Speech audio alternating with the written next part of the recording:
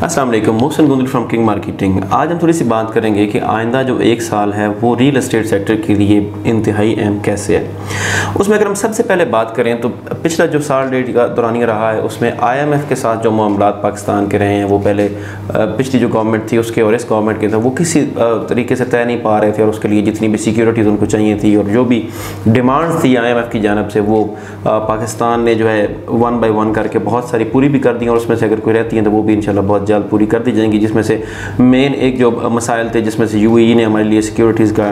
कहा कि हम अपनी बिहाफ पे इनको जो है वो ज़मानत देते हैं और इसी तरह चाइना ने भी कहा। तो इंशाल्लाह जो हमारी IMF की पाकिस्तान की डील है वो बहुत करीब है और IMF की जो वहाँ से हमें किस्त रिलीज़ होनी है वो जो ही रिलीज़ होती है उसके बाद इंशाल्लाह रियल एस्टेट सेक्टर जो है पाकिस्तान के अंदर उसमें डेफिनेटली इन्वेस्टमेंट जो है वो बढ़ेगी और जितने भी सेक्टर इस वक्त हैं पूरे पाकिस्तान के अंदर बिलखुसूस जो है वो इस्लामाबाद के अंदर वहाँ पे इंशाल्लाह इन्वेस्टमेंट आएगी। और जो लोग अभी इन्वेस्टमेंट कर रहे हैं इस वक्त जो कि अभी IMF की हमारी डील मुकम्मल नहीं हुई है तो ये इंशाल्लाह आने वाले दिनों में जब मुकम्मल हो जाएगी तो उसके बाद जो है उसमें जो बूस्ट आएगा वहाँ से वो बहुत ज़्यादा मुनाफा और फ़ायदा उठा सकते हैं। इसके साथ साथ अगर अभी हम बात करें तो हमारा जो करंट बजट आया है जो गवर्नमेंट दिया है उसमें कुछ जो चीज़ें की गई हैं रियल एस्टेट सेक्टर या कंस्ट्रक्शन इंडस्ट्री के हवाले से उसको बूस्ट देने के लिए तो उसमें बहुत सारी मराद भी गवर्नमेंट की जानब से दी गई हैं और उसमें कंस्ट्रक्शन इंडस्ट्री चूँकि इसमें अराउंड 50+ जो दीगर जो इंडस्ट्रीज हैं वो कंस्ट्रक्शन इंडस्ट्री के साथ जुड़ी होती हैं और जितनी भी गवर्नमेंट्स हैं पहले जो PTI की गवर्नमेंट थी या अभी जो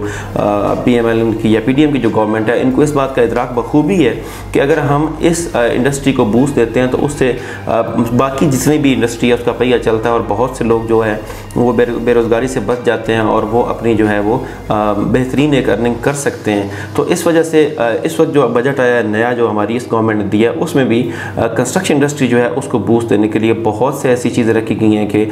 जिससे कंस्ट्रक्शन इंडस्ट्री को इंशाल्लाह आने वाले दिनों में बहुत ज़्यादा बूस्ट मिलने वाला है। इसके साथ साथ अगर हम देखें तो जो कंस्ट्रक्शन इंडस्ट्री है उसका इन्हिसार जो हमारी ओवरसीज़ इन्वेस्टमेंट जो आती है पाकिस्तान के अंदर उसमें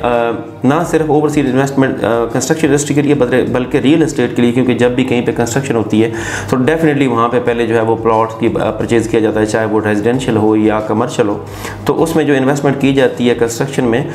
उसका एक बड़ा हिस्सा जो है वो बाहर से जो हमारे ओवरसीज़ पाकिस्तानीज़ हैं वो भेज रहे होते हैं पाकिस्तान के अंदर और यहाँ पर लोग जो हैं वो फिर अपनी जो प्रॉपर्टीज़ परचेज़ करते हैं। तो उसके लिए जो गवर्नमेंट ने इस बजट के अंदर एक अच्छा इकदाम उठाया उसमें यह है कि 2% जो टैक्स था जो डायरेक्ट इन्वेस्टमेंट बाहर से आ रही थी उससे अगर कोई पाकिस्तानी जो भी बंदा पाकिस्तान के अंदर जो है वो इन्वेस्टमेंट बाहर से बैरून मुल्क से भेज कर यहाँ पे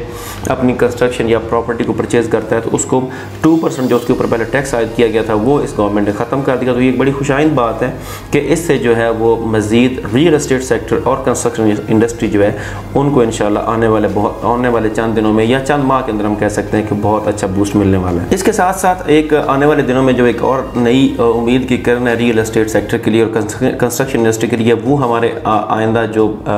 जनरल इलेक्शंस हैं वो हैं उसमें जो भी पार्टीज़ इन्वॉल्व हैं वो इंशाल्लाह उनमें थोड़ा टाइम लगेगा या ज़्यादा लगेगा तो डेफिनेटली इलेक्शंस तो हो ही जाने हैं। तो जो ही इंशाल्लाह इलेक्शंस कंडक्ट होते हैं तो उसके बाद जो भी गवर्नमेंट बनती है वो डेफिनेटली इस चीज़ को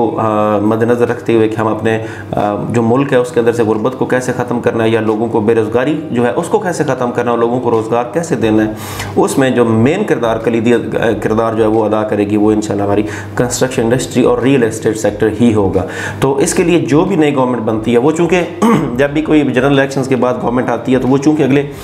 5 साल के लिए अपनी जो पॉलिसीज़ है उनको डिज़ाइन करती है और इस हिसाब से लेकर चलती है कि हमने आइंदा भी चूँकि इलेक्शन कंटेस्ट करना है और उनकी जो पॉलिसीज़ होती हैं वो पहले दिन से इस तरह से होती हैं कि हम अपने जो लोग हैं जो हमने वादे किए थे इलेक्शंस के अंदर कि हमने बेरोज़गारी को ख़त्म करना है इकॉनमी को बेहतर करना है और लोगों का जो लाइफ स्टाइल है उसको बेहतर करना है और गुर्बत जो है उसको कम करना है। तो इन सारी चीज़ों को मद्देनज़र रखते हुए जो भी गवर्नमेंट आएगी इंशाल्लाह वो अगले 5 साल के लिए जो पॉलिसी जब तरतीब देगी तो उसमें रियल एस्टेट सेक्टर और कंस्ट्रक्शन इंडस्ट्री जो है ये सर फहरिस्त होगी और इसमें की गई इन्वेस्ट तो जो लोग भी अभी कंस्ट्रक्शन इंडस्ट्री जो पाकिस्तान के अंदर इंशाल्लाह बूस्ट पकड़ने वाली है इसको मद्देनज़र रखते हुए रियल एस्टेट सेक्टर में अगर इन्वेस्टमेंट करते हैं आज या आने वाले 1-2 माह के अंदर तो इंशाल्लाह ये जितने चीज़ें हमने पहले डिस्कस कर चुके हैं कि जिसमें हमारे